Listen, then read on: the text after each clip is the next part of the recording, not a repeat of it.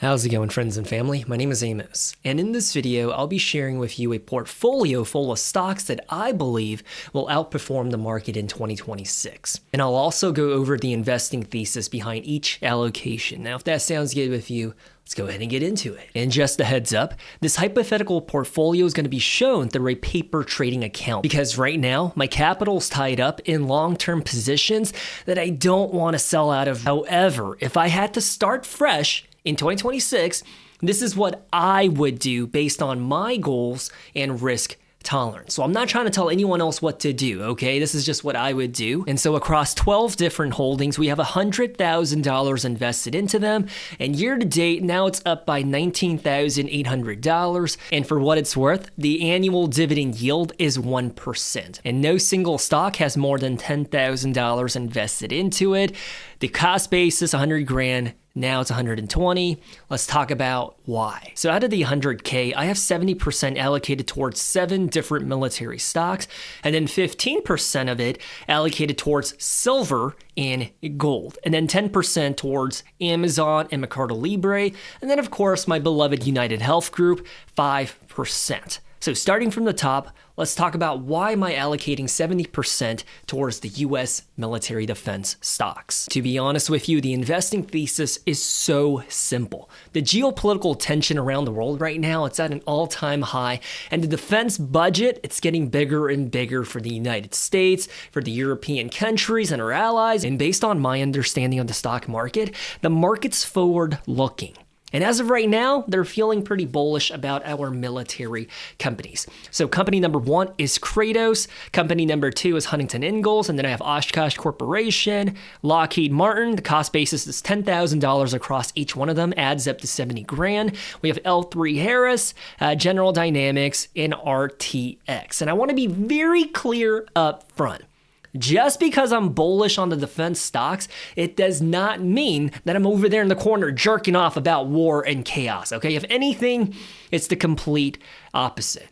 Historically, when you think about it, a strong defense has been the price of maintaining peace. If you want peace, then you have to prepare for war. Because as you have a strong defensive fortress or military, it'll make the crazy evil forces in this world reconsider about what they're going to do. So I believe in the next 3 years, the United States and its allies, they're going to continue to beef up their defense, their military, and prepare for the unknown. And by the way, it's not just me jumping on the bandwagon of saying, oh, I like military stocks because now they're outperforming. No. For the entirety of this YouTube channel's history, you can pause this video and literally look up on my channel, military stocks, and you'll see that I've been bullish on the military stocks since the very beginning. And in my own personal portfolio, I have Huntington Ingalls, which is a defense contractor that makes carriers, destroyers, and submarines for our United States Navy and Coast Guard, but also I have exposure with Lockheed Martin,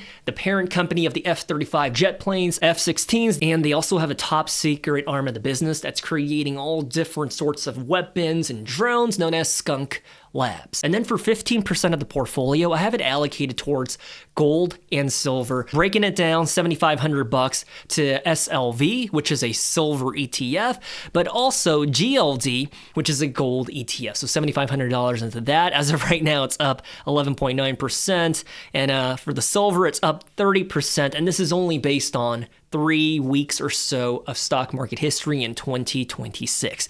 Gold and silver, it's at all-time highs because of the instability of the United States. Unlike prior administrations, I would argue the current one, they're operating in a territory that makes everybody really nervous because they don't know what the heck they're going to do next.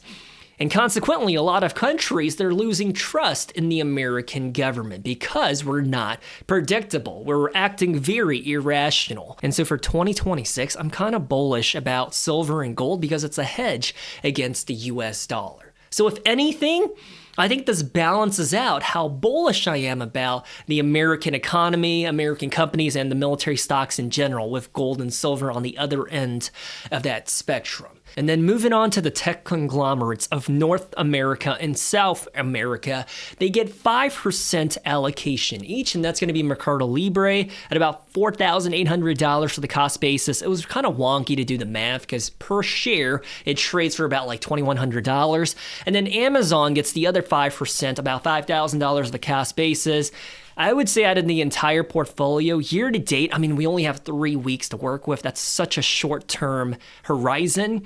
They're the lowest performer at 0.21% into the green. So for 2026, why am I betting big with Amazon and Mercado Libre? Let's start with Amazon first. I think most individuals and investors in general, I think they like Amazon because of their dominance in the cloud, AWS, plus advertising. Now, with that said, for me, I feel most bullish about the implementation of robotics in their fulfillment centers. That's going to absolutely improve their efficiency, but also how they're becoming a fully integrated healthcare service company. And then for Mercado Libre, I just did a deep dive analysis video on them. And after getting to know them, dude, I found out in 2026, right now it's forecasted that every $1 out of $3 spent in Latin America, it's gonna go through Mercado Libre. So 33% of all spending online is gonna be through Mercado Libre. That's all I have to say about that. That's a giant compounding machine that deserves more attention. And then at 5% of the portfolio's allocation, or roughly $4,900, we've got UnitedHealth, and it's the only business represented in the healthcare sector. So even though for this hypothetical paper trading portfolio, it's only 5% allocation, for my personal portfolio, they have about a 20% weighting. So this is a company that I truly believe in, but for the full magic and compounding effect, I don't think 2026 is going to be their best year, but I do think we'll still see modest gains of like 15 or 20% when it's all said and done in December 31st. And I think UnitedHealth, I think they're going to benefit hugely from artificial intelligence doing their underwriting and most of the entry-level work to improve their margins, because the insurance industry has a lot of moving parts. But as we learned in 2025, once they started integrating AI into their software to help project, forecast, and underwrite, it's been improving their bottom line quarter after quarter, and I think that trend's going to continue. And as we take a look at the portfolio in general, I think the biggest risk to reward ratio business operation represented would probably be Kratos. I think Kratos has the potential to be the Palantir of 2024 to 2025, but in the same vein, I also think these guys can go way deep into the red. However, because this is a paper trading account, I'm willing to allocate $10,000 into them. Now, having said that, with the current trends, I think my biggest conviction of what I believe to be the best performer with the lowest amount of risk baked in, it's probably going to have to be Huntington Ingalls, because the United States government and the military, they really want to ramp up the U.S. shipbuilding capability, because in the past 100 years, I think we delegated and we moved all of that production overseas to Korea, Japan, China, and now we're trying to become a domestic powerhouse that produces most of our ships. So I think the biggest winner in that should be Huntington Ingalls, but also to hedge against the US dollar, once again repeating myself, silver. I think any one of the silver ETFs could be plugged and chugged here. I think I just went with the biggest market capitalization, which is the one represented by BlackRock, iShares, SLV, but also gold, GLD. Now, I could absolutely be wrong because I'm more of a stocks and equities kind of guy. I'm not really that versed in the commodities sector, but I do think gold and silver, they should see a pretty happy year of at least outperforming the S&P 500. And if you take a look at the performance of this hypothetical portfolio for the past like 3 weeks year to date, it's up 19.7%, the S&P 500 0.5%. And if we scroll down to take a look at who is carrying the team on its back, it's Kratos. Like I said, I think they have the potential to be 200, 300% into the green, but also the potential to go down 50, 60, 80% into the red, depending on the contracts and development of their drones. And I know at first glance, you might call me delusional for placing Mercado Libre and Amazon into the best stock picks of 2026, but it's still way too early.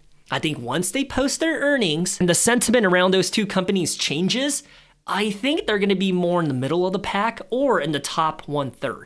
But for the time being, with the tariff situation, the uncertainty with Greenland, and the current party in power acting up, of course they're going to be right here. They're suppressed, but I guess only time will tell. And between you and me, I did think about adding Chevron and ExxonMobil to the portfolio, but after doing more research, I'm just not too bullish about them. I think they're going to do okay this year, maybe even perform in line with the S&P 500, maybe like a 10, 12, 14%. So that's ultimately the reason why I did not include them in my top 2026 picks. I don't think they're going to do better than the businesses that you see on your screen right now. Now, obviously, I could be wrong, and that's not financial advice, but do keep in mind this is a portfolio that's built to survive and thrive while there's bad headlines, volatility, and most importantly, outperform because of the current party in power. Having said that, what do you think? What feedback do you have for my top stock picks of 2026? I would love to hear your feedback because, this is just what I'm thinking, right?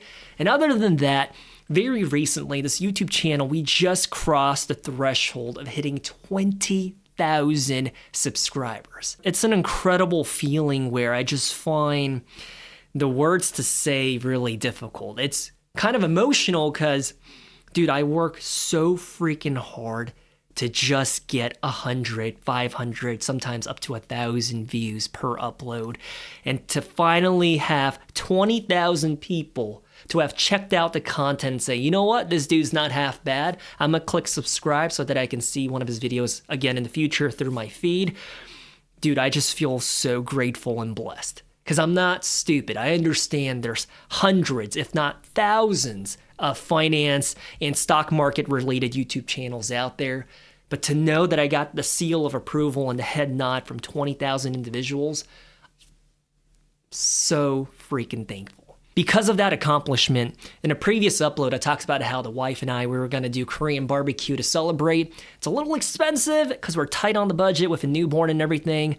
But ultimately, we ended up just getting pizza to celebrate because I felt like deep down inside, I couldn't fully celebrate because I don't know what's happening, but ever since the beginning of this year, we've been losing members in the Patreon family almost every single week without fail. So at the same time, even though I have feelings of accomplishment and like, dang, dude, 20,000 subscribers, the other side, I'm like, am I doing something wrong? Do I suck? Does the content not provide value? Why am I losing Patreon members? So I guess it kind of balances it out, right? Like, whoa, 20,000 subscribers. And then it's like, whoa, we're losing a lot of Patreon members. And I think that perfectly summarizes life in one sentence. It's going to be a roller coaster ride with highs and lows. So whenever you do have something good going for you, celebrate, focus on that and be happy and be present. Because around the corner, you're going to hit a speed bump. You're going to have a setback. You're going to deal with some losses. Likewise, if you're going through a storm, you know what they say, right? When it rains, it really pours. Not only did you just get into a car accident, but now you also just lost your job, and then you just got a random health condition, and now your whole life is upside down. It pours, and it's a storm. But the darkness and despair and pain, it's temporary. Because right around that corner is rainbows, sunshines, and a puppy that's running up to you to lick your nasty ass feet.